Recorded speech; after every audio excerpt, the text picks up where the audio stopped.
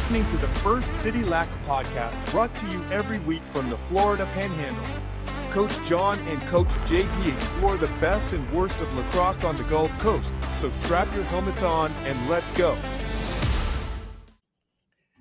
And welcome everybody back to the First City Lacrosse podcast, the second greatest lacrosse podcast on the planet. I am your host, Coach Jon. Coach JP is out today, but he will be back very soon. And I have two very special guests, two dear friends of mine. I am pleased to welcome to the show Colby and Jordan. Welcome, friends. This is something we've wanted to do for you guys for a long time. How's it going? Good, JR. We're happy to be here. Thank you for having us. Awesome. You guys have an interesting story. And the reason why I wanted you on here was because you kind of went through the progression that is not super common, but is something that we really want to promote, is that you went from players to coaches to officials now. And I'll tell you, when I see you guys on the field officiating our games, I always feel pretty good because I was like, oh, Colby's here. I think we're in good shape. Or Jordan's here. I think we're in good shape. I don't get that feeling with everybody. But before we get into all that, and we will, tell everybody a little bit about yourselves. We'll start with you, Jordan. Yeah, so I started playing lacrosse back home in Culpeper, Virginia. My cousin got into it. He was 5 years older than me. I actually started playing boys lacrosse because there wasn't girls lacrosse in our area. So I played a couple of years of that, and then I played field hockey in 8th grade, and my dad was like, hey, this coach is also the coach for the girls lacrosse team, which you'll also be playing. And I said, okay, sounds good. So went out for the JV team in 8th grade, made JV, was a captain. And then the following year, as a freshman, I made varsity, played all throughout high school. And I was thinking about playing field hockey in college and then possibly both field hockey and lacrosse. And I was offered a Division I scholarship to Longwood University. So went to college, played lacrosse, started out as an attacker, had shoulder surgery, came back as a defender, but I also took the draw. So I was like a draw specialist, and I was a captain my junior and senior year. And then that got cut short because of COVID. And now I moved down to Pensacola. I got involved in coaching, and he said, hey, I want you to come to the meeting for the rules and talk to our head official. You can do that on the side when you're not coaching games. I was like, are you sure? I could never see myself doing that, but I'll help out if it's needed. So I met Brian Johnsey, and the rest is history. Here I am in 2025 now, reffing girls lacrosse as well as getting into the college lacrosse. Yeah, and you've definitely been there, done that. And we're definitely going to dig into that too. So Colby, tell us a little bit about you. Well, my story isn't as cool. I mean, should we have had her go second? Yeah, she should have second, so I could ease into it here. Right? Too late now. You're committed.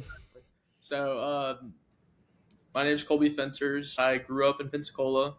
Started playing lacrosse in middle school, actually, on the Perdido Bay Stingrays whenever it first started up, under John Petit, Marcus Story, great coaches Dan and Lucio. Is it Lucio or Lucio? Lucio. Okay, Dan, Lucio, all great people. Helped develop the sport down here big time. And then I went to West Florida High School, played 4 years there. Was the captain my junior and senior year as well. And then didn't play in college. I practiced a little bit with the UWF team, but never even played a game with them. I coached the Perdido Bay Stingrays 12U team for a season. That was an interesting experience in itself. It was enjoyable. Got to learn a lot about the program after having been in it. But there was like a few months where I wasn't really involved in lacrosse from whenever I graduated high school, because I graduated high school during COVID as well. So March of my senior year, we were cut off from playing lacrosse. Mm-hmm. We were actually undefeated in our West Florida lacrosse team that year, and we were on track to do really, really good things. And then, of course, our season got cut short, and it's an unfortunate ending, but took a little bit of time. And then I wound up reffing the Fort Walton Beach 7v7. That was my first ever reffing experience, and that was an interesting one. And I feel like one of the hardest things to learn, for me at least, was how to blow my whistle and when to blow my whistle. Those were two of like the most scary parts of learning to ref, was learning when to stop the game whenever it needs to be stopped, whenever it needs to be slowed down. But I mean, that was a pretty cool experience. So I've been reffing boys lacrosse since 2020 and then girls lacrosse since 2021 for the high school. Awesome.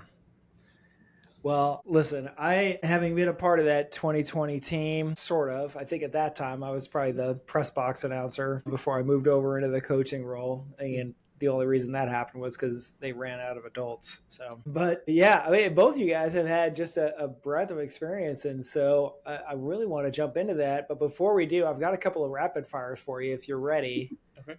Okay, so you got a favorite book, podcast, or YouTube show that you guys are paying attention to, reading, watching right now?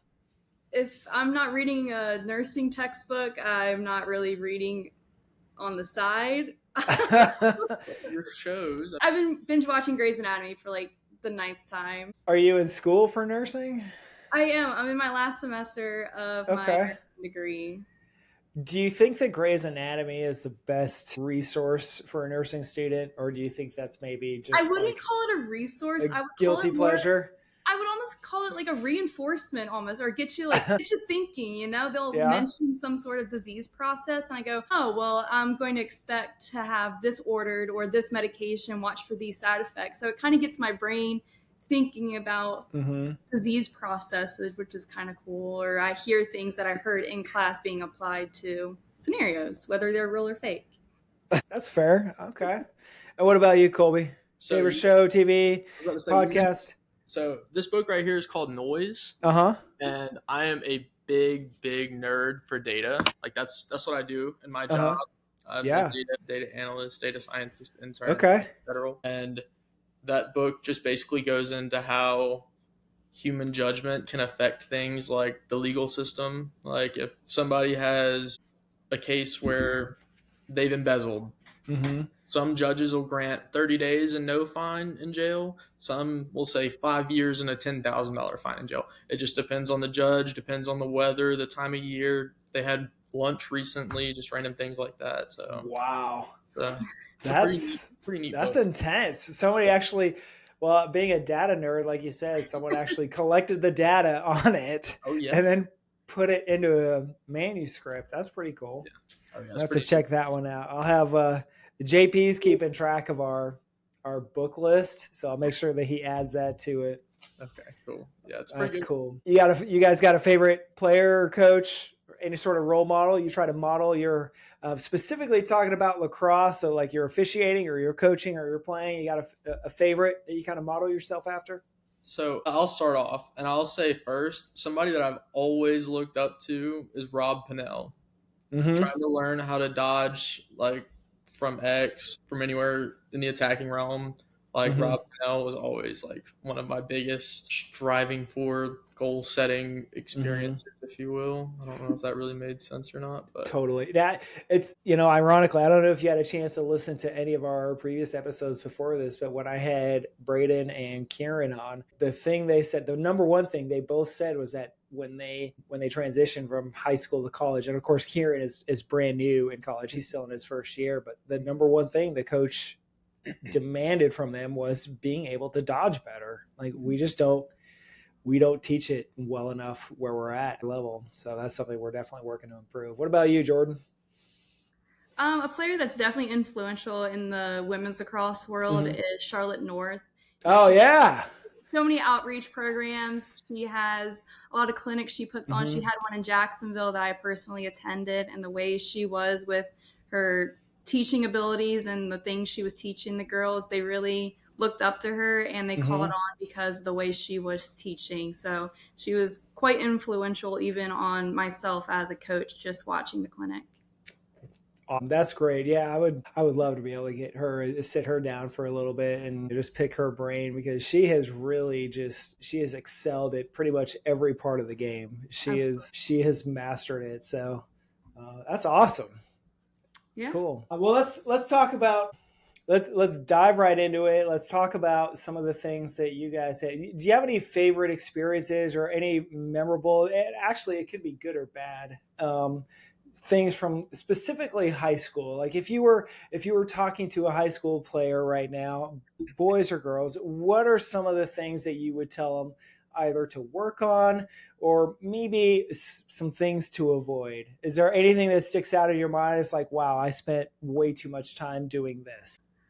I would say the biggest thing is to be coachable and work on the things that can't be coached, right? Like your attitude, the way that you approach things and your effort towards your activities, and make sure that everything you do has some sort of reason why, because a lot of people just go through the motions and it doesn't mean anything if you aren't putting that effort towards a goal. Mm-hmm. I really think that being coachable and having short-term memory is probably the best piece of advice that was given to me. And I mean, I use that as a student, as an employee, just short-term memory, forget about what just happened, move on, the right thing this time, learn from your mistakes, have that short-term memory. Love that. That's a Ted Lassoism for sure. Like, right? Have the memory of a goldfish, be a goldfish.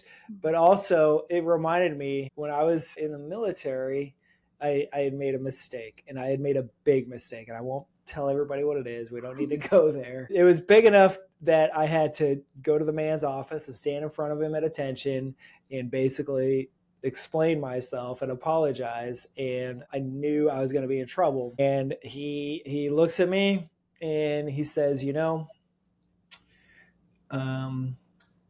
don't hold grudges and I forgive easily. Mm-hmm. Don't let this happen again. You've learned your lesson. And I walked out of there. I was very humbled, and I never ever made that mistake again, for sure. And I say that only because what you said is like have short-term memory for a player. I actually used the same phrase with a player just the other day when I had to, as one of our girls players, and I had to tell her, it's like, she apologized for her behavior because she was fundamentally, she was acting like she was uncoachable.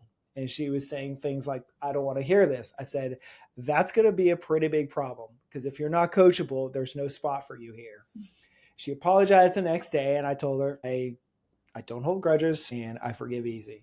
So let's just move forward. And so I appreciate you saying that. That's such a good insight for players. I think it's really hard because they'll hold on to it. They don't quite have that level of knowledge and maturity yet to be able to understand that the coaches and their teammates, they only want the best for them. Mm-hmm. What about you, Colby? You got anything that stands out? Yeah, absolutely. But first, I just want to point out, like, I love that philosophy, just being able to forgive easily and just being able to say, hey, if you acknowledge what you do wrong, we can move on. No harm, no foul. That's a really big one. Yeah, absolutely. I think mentally that's a really, really good point that I would try to drive home, is that if you can admit when you're wrong and be able to play your specific role on a team full of people that have their own individual roles, that's going to push you a long way. And then physically getting in the gym, that's like one of the biggest confidence builders. And then you're also stronger, able to do more on the field. You'll have better confidence on the field, be able to carry yourself better, and then also just be able to bring your teammates either into that environment or help them get into a mindset of where they're more confident in themselves and just kind of uplift the whole program. I know that was something that I struggled with whenever I was in high school. I was like 140 pounds soaking wet. I could not. You get blown away by a strong wind. Exactly. Yeah. And then obviously whenever you get out of high school, most people gain their freshman 15. Well, if you're in COVID, you're not going off to live by yourself. You're still at home, virtual school. So I never even gained that. But I mean, it took probably 2 years out of high school before I even started gaining any weight. And then probably another one before I started going to the gym consistently. And like, I feel better about myself continuously because I'm able to go accomplish something whenever I go to the gym. It's a really good feeling. But I also feel like that translates into confidence outside of the gym whenever you're amongst your peers or in any other light, either at work, school, around your friends, even whenever you're out in public, going out, doing something, and you feel better about yourself. think that's really powerful. And I think that would be something that I would tell a lot of the kids that I would coach, especially in high school, because in high school, I mean, like for football, they have a dedicated weightlifting class. That's just, it's not something we've ever had in lacrosse. And I feel like that's a really big thing. And I think that Gulf Breeze was starting to do that. And a few of the other schools. Yeah. West Florida has it now too. They have a dedicated lacrosse class. Good. Yeah. So it's starting. The trick with it is to get support from the administration. Typically they do. It's always easier to say no, but what we found is that if we go to them with a plan and we can hand them something that they can sell to their bosses, it's way easier. I think you make a great point about the confidence that comes with working out and your conditioning and your weightlifting. There's just, if you're a 140-pound attackman and you're in your first or second year playing high school varsity lacrosse and you're going up against a team that last year went to regionals or semifinals, you're just like, in your head, you're probably like, wow, I am really outmatched. If you're confident and you're like, I know my skill set, I know my abilities, because that's what weight training will do for you. That's what that physical side of it will do for you. So I'm really glad you brought that up. You're actually the first person that's brought that up. I asked that question to almost everybody. You're the first person that's brought up really like the conditioning and physical training side of it. And it's so important because it does translate to the mental side of it. Yeah. Oh, for sure. Absolutely. And Luke Whitwell was a great example of it. Oh, like, good Lord. Yeah. Playing against him. Everybody did. At 15 years old, he's 6 feet tall, like 185 pounds, solid muscle. Yeah. I mean, that was super, super intimidating. Like, I mean, there's a reason why we had him going up and down the field, playing offense, transition, defense, everything. Yeah. Like whatever we could possibly get him to do on the field, we did, because he was an athlete. And one of the best LSMs I've ever seen. Absolutely. And whenever we have one person on the team that's really ingrained in the physical fitness aspect of things, that's great. But whenever you have a team full of athletes that are all ingrained into that physical fitness aspect, you're going to make a difference in a program in a heartbeat if everybody starts getting to the gym, for sure. Yeah. So when you guys finished, your playing days, and this is something we say, like everybody hangs up the cleats for the last time at some point, right? You hang up your jersey for the last time, and you might know it's your last time, or you might not. Like for you, Colby, you didn't know that the last time you hung your jersey up was the last time. Jordan, you probably did know.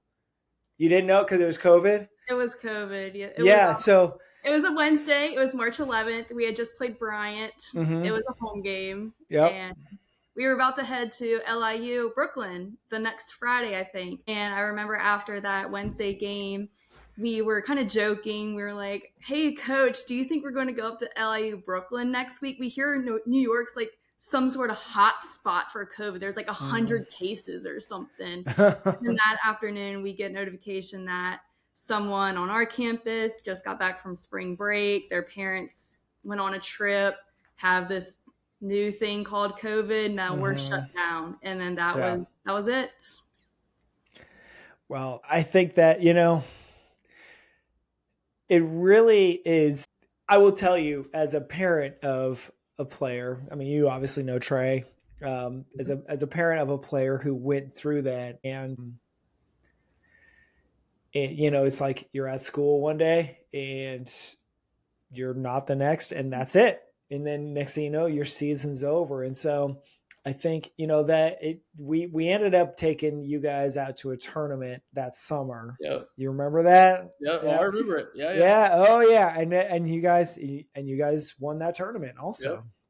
Yeah. And the thing is, so you could say you ended the season undefeated, but we missed the mark, right? We missed the opportunity to compete for what we knew was waiting for us. And that was that district championship and that bid to the regionals. But man, I'll tell you, how has that shaped you now and changed your perspective? Because you transitioned from player to coach, and you were coaches for a few years, and then you moved on to the officiating side. And how has your experiences as a player and then as a coach, how has that affected you as an official, or has it helped you, hurt you? I have a good story. I'm just going to jump in. Yeah, hit me. So whenever we lost in the district championship to Catholic, or it might have been, it was the district semifinal or championship. I can't remember. It was my junior year.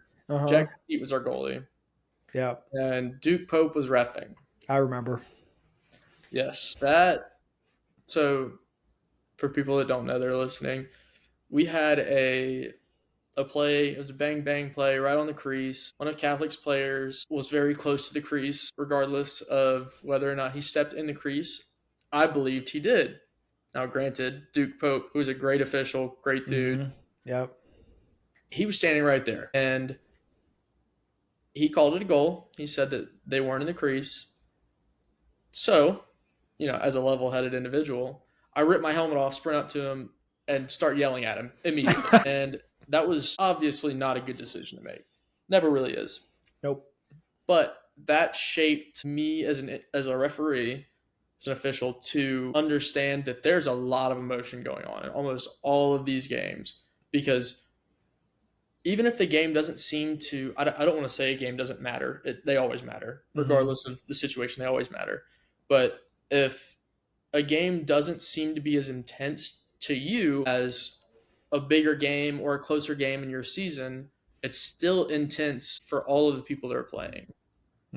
Regardless of the score, anything like that, it can always be another level of intensity, and you don't really know what somebody else has going on or how you're doing as an official, how that could affect them. There's no telling. So that really gave me okay, well, I did this, so is it really going to be terrible of me to No, sorry. I messed that up. I was about to say something good there. I was on a roll. No. Keep going, man. Is it going to be okay for me as an official to just snap right back at the high school students, the youth students, as they're in an emotional state for their game? And no, I mean, it's not. Obviously, you can't let everything go on the field. But there are some things you have to let go. And that was one of the biggest learning points for me. That's great insight, because it's a competitive game and it can be an emotional game. And like you said, even if the game doesn't necessarily have like playoff hopes on the line or something like that, it's still important to the teams playing. And a lot of those kids they're still trying to increase whatever chance they may have for college coaches to take a look at them. They want those stats, and they want the highlight reel. Not that it's a bad thing. I think highlight reels are a great thing. And then if they miss that opportunity, like there is a lot of stress that rides on these kids that is kind of unfortunate, because it really should be just about like, find a school you love, and if you have the opportunity to play, you should keep playing. But I think we as adults, especially as coaches, I think sometimes we get, we obviously, I never go to a game not wanting to win the game. And as a player, both of you were the same way. You would show up and you're like, I am not here to lose. I am here to win. Now I know what I'm up against. I see the mountain in front of me, and I was like, okay, well, we're going to have to climb it one way or the other. But it's just like, nobody shows up to lose. Everybody shows up to win. So the game matters, regardless of your opponent, regardless of whatever stakes are on the line. The game matters. So I appreciate you bringing that up. Jordan, what do you got? I think for me, it was two things. When I started officiating, I was really excited to be a part of growing the game down here in Florida, since I came from such a hotbed of lacrosse up north in Virginia.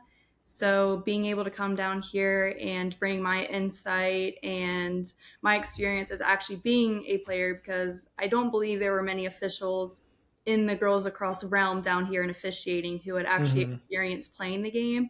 So I kind of took that as an honor, almost, as having that experience and that knowledge. So I was excited to start helping to grow the game. And then it's funny, you mentioned it earlier about when you see Colby's here, yay, and Jordan's here to ref, yay. I remember being a player and seeing officials and being like, oh no, we have names for all the officials. I was a kid once too. I was a player. We had names for officials. And so it's really nice coming across the field and a coach being like, we're so happy you're here. It's a good feeling to have, because you know that you call a good game no matter what teams are on the field, who showed up. you know that it's a good feeling because you're confident in your own game. Yeah. Well, I'm glad you said that, because that's something, as a coach now, that we really stress, is that I just want the game I want the players to be safe. I want the game to be called fairly. And I think 90% of the time, 99% of the time it is. There's a handful, we know what we're getting with most of the refs out here. And so we can kind of game plan around that. It's unfortunate that that's where we have to be, but I get that that's just part of the process. And that's true in every sport. The baseball coaches plan around the umpires, the football coaches, good Lord, they have to plan around how many referees they have on a football field, like 11 or whatever. And so there are either 5 referees or 7, depending on the like 100 basically. Yeah, exactly, a lot more than 3. Yeah, but with them, they have 100,000 people in the stands too, so it's like, it doesn't. If you're talking about professional and college, there's a lot of officials. Yeah, and that's the thing. Is just like, no matter what, whenever you blow that whistle, you throw that flag, guaranteed half of the people there are going to be upset. It's just like, it's always a lose-lose for you. It's yelling at you. No. Well, is there anything from your playing days that has helped you, like, as an official? We asked Jamie this, we asked Jeff Sherman this, from their coaching days and their playing days, like, what has helped you as an official? So I'm curious to see, like, if there's anything that you guys have that you've sort of carried over with you. I know you talked about that a little bit, Colby, but was there anything else maybe that, like, that has really helped shape you? Off the top of my head, I can't currently think of anything, but I think that I just thought about something else with the, like, informing of the players. Yeah. Getting in the rule book as, like, a coaching staff and as players could be huge. Understanding the rules fully, and, like, reffing as a player, you can ref youth. If you're a high school player, you can ref youth. You should absolutely try to do that, because A, it's great money, and B, you can learn a lot more about lacrosse. Oh yeah, you can make a couple $100 on a weekend on one day. Yeah, easily. Yeah. Yeah, and you just show up and throw the flag a few times, blow the whistle a few times, and it's all good. I think that there's obviously a lot that you're going to take away coming from a player to an official. There's a lot of different types of experiences that everybody's going to have individually. But I think that just realizing whenever you're playing, you're focused on playing. And then whenever you become an official, you kind of realize all of the other things that are tied into the game other than just the individual player. Because as an attackman, I'm thinking about after, let's say, Malcolm Hinkey shoots from up top, I have to go down to the end line, and I have to make sure that I'm closest to the end line. Well, transitioning that into officiating, you see somebody wind up and you're on the goal, you need to be looking down immediately after a ball is past the goal to see who's closest to the end line. I think there's just little things like that you develop as you play that instinctively you can follow. Well, and everybody on the officiating crew has an assignment too, right? So you're looking at a certain area, and then the trail is looking at another area. Yep. It just sort of depends. Jordan, what about you? Anything that has stuck out from you or stuck out with you as, like, from player to a coach to official? Yeah, I would say definitely the anticipation. I understand the flow of the game. If a team is playing a zone versus man-to-man, I'm going to be looking for more body contact if they're playing with a backer, right? If they're playing a zone backer, that initial contact, that defender is going to be going out early. I need to be watching that contact up at the top. And then if I see players who I know haven't very well versed with their catching and passing, right? I might anticipate the ball going out of bounds. So I might start positioning myself going back up the field. So it kind of saves me sprinting time because I'm already positioning myself to be in the correct spot. There was one time, it was a game of Milton, one of my first games, and I just appreciate the game of lacrosse. I love watching it. I'll turn on college games whenever I'm sitting at home during the springtime. I just love watching it, and I was the lead one time, and one of the girls shot the ball And I was like, wow, that was such a pretty shot. She got her hands free. She shot the ball, but she missed it. And now I realize everyone's staring at me for me to point in the direction of who was closest to the end line, who gets possession of the ball.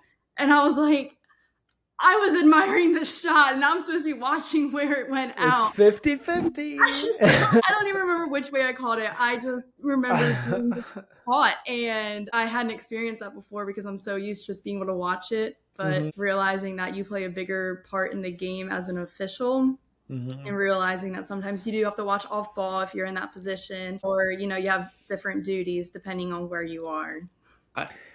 Oh, go ahead, JR. No, go ahead, man. This is about you. There was one more thing as I was listening to her talk. There are, I would say, keywords that I have heard used in my lacrosse career as a player. And those keywords throw up little red flags in your head as an official. If you hear the word coma, you need to figure out who's going to be the one hitting who. Somebody's going to hit somebody. If you hear coma slide, that's coming. Yeah, you need to be looking for it. That was something that I specifically remember. Just hearing little things, or like she said with the zones versus playing man. Yeah, just identifying matchups. That was something that we did a lot whenever we were playing, and trying to get good matchups and seeing. Okay, if somebody that's really good on defense, let's say you have Luke Whitwell on defense, versus somebody who's more inexperienced. How do you need to call it to protect that player in that specific instance? And that's kind of where the fine line is drawn with deciding to throw your flag and make it a teaching experience. I don't know if that's correct or not, but there's also a point where it's arguably on the coach, because they shouldn't send somebody out there that is so inexperienced that they could get themselves hurt. Obviously, some teams don't have that luxury, but identifying the matchups is key. I'm actually really glad you brought that up, because that's a good point to make. One of the main reasons we even started this podcast to begin with was because, lacrosse on the Gulf Coast is still fairly new. And I say new, meaning like, it's been around here for over 10 years now, but it hasn't been here for 20 years. It's still young. And so everybody is still kind of growing. And so there are certain instances where as coaches, I don't want to say we're forced to put players on the field, but there are instances where it's just like, we kind of like, well, I'm going to put this guy out and hope he does really well. We had that instance, like with a face-off guy last year, a young player. I think he played while he was like a kindergartner, first grader. I had not picked up a stick since then, and then came out for high school his freshman year, where it's like, oh man, this kid's going to get killed. And he ended up being like, we would only play him when we were either winning by a lot or losing by a lot, and we would send him out for face-offs. And he didn't understand the offense very well. Definitely couldn't really play defense at the varsity level. And for whatever reason, he has like a 70% face-off win rate. Like, it's insane. Like, I'll be honest, he's not very good, but he wins face-offs. He's winning the face-offs. And that's the thing. It's like, we, as coaches, we're like, when we put a player like that on the field, we make sure we surround him with like a cocoon of really experienced players. And I think that's probably part of it. Yeah. Because he knows, and he's very humble. He's gracious. He's very coachable. And when he's out there, he does the best he can. He follows directions. And then, he's got a solid, like small army of solid players behind him that are going to help him out. So, but I mean, that's all you can really ask for as a coach. Is someone who's willing to listen to you and do whatever you tell them to do. If the plan goes south and it's your plan, it's your fault. If the players execute it your way, it's on you. It's not on the players, because they're they're told. But you listen to the podcast with Kevin. That's right. I really enjoy coaching and talking with Kevin, even whenever we're officiating. Such a good dude. Yeah, he's always one of those people that, and I'll say this for a few of the coaches around in the area. As officials, whenever we come onto the field, we know the coaches, we know the coaching staff. Whenever Tyler Sheeler, Pete, and I were reffing y'all's game with Coach Luciano. God bless him. We know how he can be. And I say this as one of his former players and as an official who now deals with him sometimes. Yeah. We know who he is, and we know who other coaches are that are either advocating strictly for safety or just want to talk just to talk. There are coaches that just want to hear themselves yell. I stand by that. And I can't stand it, but you have to put up with it. Yeah. I think that Kevin is one of the best coaches whenever it comes to, hey, I'm going to complain and make a lot of noise because one of my kids just got hurt. And almost every single time that happens, we're like, okay, that's fair. But if you're arguing every little small point, that's where it gets to be a little bit of a nuisance, if you will. It's difficult to deal with coaches that are like that, where they're complaining about everything all the time. Yeah, and that comes back to what you said earlier about how coaches and players really need to get familiar with the rule book. I will tell you as a coach, I've read this rule book multiple times, and it changes every year, and I'm fine with that. I will also tell you that I can't, despite the fact that we direct these players to do it, I can bet less than 10% of the players in our conference have read the rule book. Well, absolutely. I would contend that less than 50% of the coaches have probably read the rule book. I think I ref a game and hear the word up check 5 times a game, and I'm like, girls, it's not a thing. Show me the word up check in a rule book, I will be more than happy to call it. But until then, I can't call something that's not in the rule book. As well as, if they get lined up on the 12 meter, it's an indirect. I'm like, no, it depends on if it was a minor foul or a major foul as to if it's if it's an indirect or not. So it's just using language from the rule book. Which actually just changed this year. So now it doesn't matter where it is; they're always direct. There's no indirect anymore. There are no indirects. So, but there's another rule change for you. But something that when is the officiating conference? That's what I was actually about to say. The 28th. When is it? It's the 28th of this month? 28th of January? Yeah. Hold on. I need to put that on my calendar. I think that almost every single coach, should attend a rules conference. I think that yes. I've been saying this for years. Lacrosse has an online one of rules interpretation next week for boys and girls. But it doesn't cover all of it. It just covers the changes. You know what I mean? It just covers the changes for the most part, or the weird things. It doesn't. Hang on, I'm putting it on my calendar now. Hold on. What, January 28th? Yeah.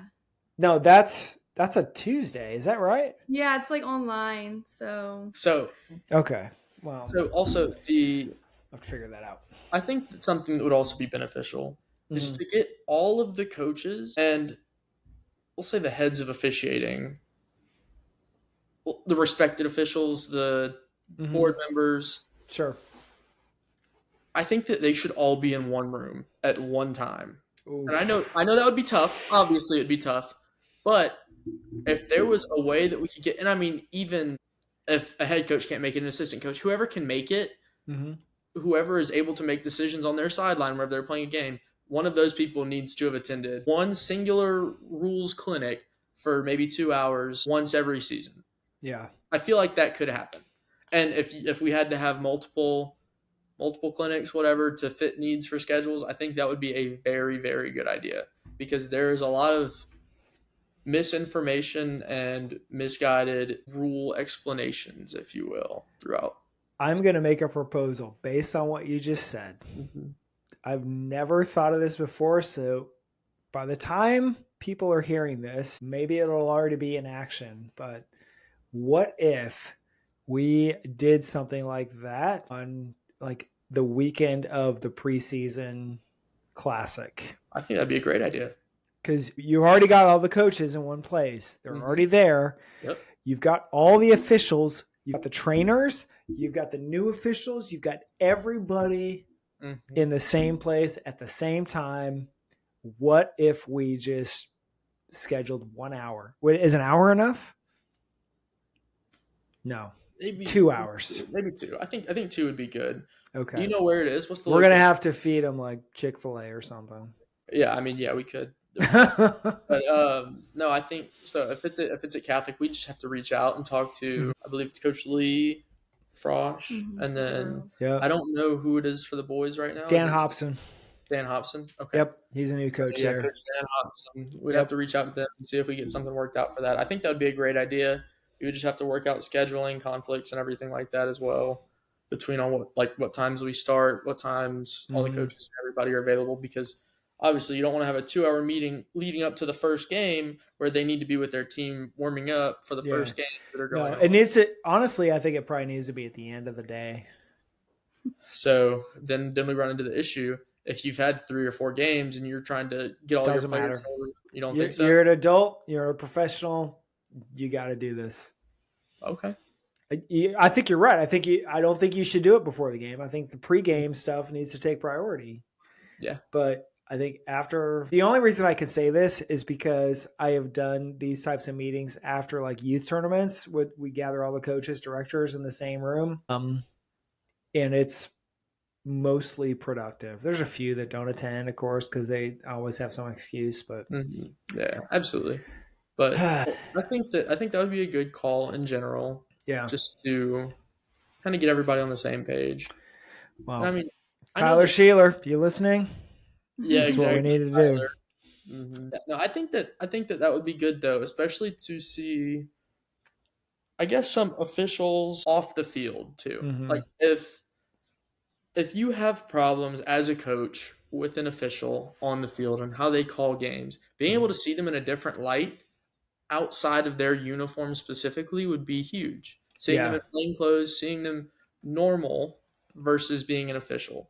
Yeah. I think there's a big line that you can draw, because the coaches that have seen me outside of my official capacity, pun intended, I feel like there's a different level of respect there because they know me as an individual. They don't know me as an official.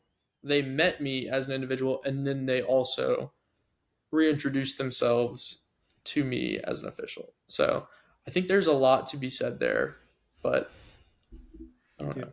No, I think that's really valid, because I think of it, I'm putting myself back in my coach's shoes here, and I'm thinking, the best conversations I have with officials during the game are the officials that I have personal relationships with. Mm-hmm. I'm not talking about like deep relationships, but I know them. I know their family. Like I know their kid. I know they have kids, or I know what their kids are doing. I know their their spouse, whatever.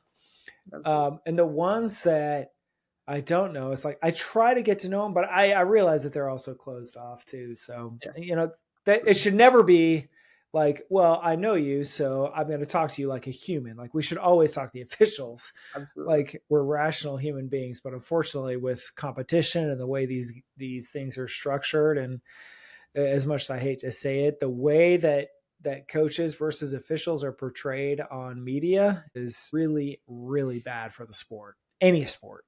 Oh yeah. I was portrayed on Facebook. You were? High school. As a football official. So I ref high school football also. And oh boy.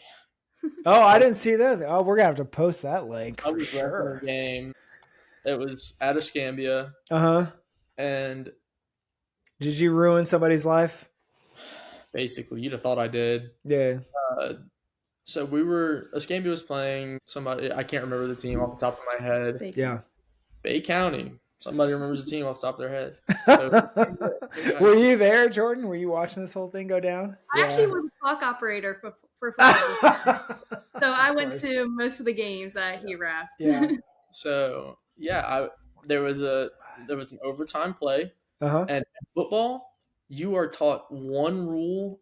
I mean, they beat it into you. Yeah. If you don't see it, don't call it. If you see it, call it. What's it. The rule? So no, that is the rule. Oh, that is the rule. Okay, I got you. Don't call it, because it very well may not have happened. Yeah. There are 22 kids on the field, and there's 5 of us. Yeah. So I am on the wings normally. So I'm on the goal line. Ball is snapped. The quarterback, it's a tall boy. He's like 6'3", 6'4", 6'5", something like that. Mm-hmm. He makes a diving play. Well, I can't see his knees hit the ground. I can't see any of that. And neither can the Facebook video, by the way. All you see is him outstretch his arm with the football and break the plane. Mm-hmm. So I go in and I signal it good. That was a 2-point conversion. Okay. So it ended the game. Yeah. And the Facebook video is everywhere. There were different angles of it. I didn't even know there were so many angles in a high school football game. You have fans on both sides. Hey, you know what Jamie said? The fans have the best seat in the house. Oh, absolutely. It's so easy to be an official from the stands. 100% backseat officiating. Yep. Yeah. Couldn't agree more. So yeah, the media presence on social media is not always positive. Oh man, do you regret though? Do you regret being a lacrosse official, a football official, any of that? Oh yeah, no, absolutely not. Jordan, I love it. No regrets. No, absolutely no regrets. Yeah. I mean, I think it's fun to know something so well where you're confident in yourself whenever you step on a field anywhere that you're able to make just like the right decisions in split seconds. That's a good feeling. This has been so much fun, you guys. I have enjoyed this, and I keep looking down at the timer, and I try to keep these things to a time where I think people would listen and not, cut it off early. But this has been engaging from start to finish. This has been so much fun. But I have to ask you one last question. Because I ask everybody this question. So I'll send it to you first, Jordan, and then Colby, you can answer. But here it is. It's if you could go back in time and tell yourself, your first year player, your first year coach, your first year official, whatever that time frame happens to be, if you could go back in time and tell your first year self something, what would it be?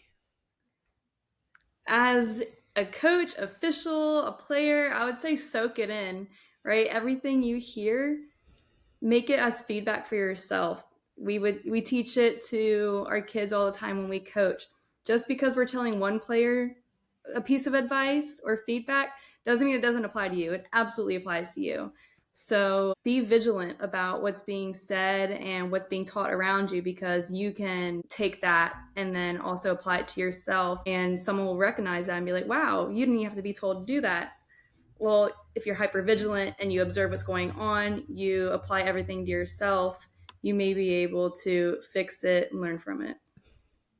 Awesome. Great advice. That's right. Don't listen only when it's told to you. Listen all the time so you can pick up all that knowledge. What about you, Colby? If you go back in time and tell yourself something. I'm over here laughing because Jordan's is great. Whenever you posed that question to me, my first thought was tell my parents to dump their life savings into Bitcoin. I was like, no, that's not great advice. So, but it's so true. Every sports parent, every parent of an athlete or youth sports, they'll be like, there goes my life savings. Yeah, exactly. That's how it works, man. My Bitcoin, no. I think that there are a lot of things that I would tell myself if I had enough time, but I think probably the one main thing. Oh man, I would say just don't let any moment be too big or too little. And it's almost the same way of soak it in, but anytime that you're thinking this doesn't matter or my gosh, nothing else matters, just like take a step back. Just try to figure out what's going on, something that you can either appreciate, something that you can learn, something that you can enjoy or say to one of your friends so you'll remember it in the future. I think that is powerful whenever you can build those specific memories of a situation, like whether it's being at a practice on a Tuesday and conditioning on a Tuesday and watching my brother have to run out and go get sick because he didn't condition well before conditioning started. Whether it's either that and just kind of giggling at him, or being in the semifinal game versus Catholic my junior year and Jack's running down the field waving his hands up in the air and just the crowd goes wild. just anything like that where you can make those memories in the moment randomly whenever you think about it. I think that's probably what I would tell myself. I love that. Both of that. Guys, this has been so much fun. Your advice, your insight, and the things you say is really, obviously, it makes an impact on me. I'm still coaching and I'm still a part of the game, and we're still trying to grow the game here. But hopefully the people that listen to this are going to see you and hear the things you say and understand, like, you are not far removed from the game. Like, you were on the field, you were in their cleats just a few seasons ago. And so when they see this and they hear this, hopefully it hits home and they decide to, like you said, they soak it in, and they appreciate every single moment they get. And whether they're a parent or a player or a coach or official, they understand at the end of the day, this is a game. It's fun. It's exciting. It's the fastest game on 2 feet. And it really has become, at least for me, I think for you guys both too, it's a lacrosse family. We're all in this together, and we are working so hard to grow some really, really great athletes out of this area and send them on their way. So, guys, this has been fun. Real quick, before we go, how do people get a hold of you if they want to talk to you? What's the best way? I mean, I would say just either my phone number just by texting me or shoot me an email. I think that would probably be the safest. Okay. Is it okay if I drop your email in the comments? Absolutely. Okay, I'll do that. What about you, Jordan? Same here. Facebook, okay. Text, email, whatever. Okay. Facebook, text, email. I will drop your emails in the show notes for this. If you have Colby, can I drop your Facebook or Instagram link in here as well? Okay. I had 2 of them because my account had an issue one time. How it happened, but you and everybody else. Yeah, exactly. So yeah, that's fine. All right, guys. Hey, thank you so much for being here. This has been so much fun. Would it be okay if we check in with you like maybe halfway through the season and we do one of these again? So maybe you could tell me, like, hopefully you haven't reffed any of my games, but maybe you have by that point. You can be like, let's have a conversation. So, all right. We'll check in with you guys again soon. Thank you so much for being here. As always, for everybody else, listen, you can find us on Spotify, Pandora, Amazon, Audible. You can find us on YouTube, Facebook, Instagram, at First City Lax. We are here to grow the game of lacrosse in the Panhandle. If you have somebody you want to get on the show, or if you have something to say, please let us know. Drop us a DM, shoot us an email. You can find me at john@firstcitylax.com. That's JON@ 1ST citylax.com. And there you go. That's right. And thank you. And if you're so inclined, like, share, follow the podcast, follow us on Instagram, Facebook, social media, YouTube, and drop us a 5-star review. We'd love to hear from you. We're grateful for your support, and we look forward to growing this lacrosse community in the Panhandle and beyond. Be a good human. Get your reps in. We will see you. We are out. If you like what you hear, drop us a like and follow wherever you downloaded this podcast from, and on Facebook, Instagram, and YouTube at First City Lax. Check back every week for more content. Thank you for being a part of the First City Lacrosse podcast.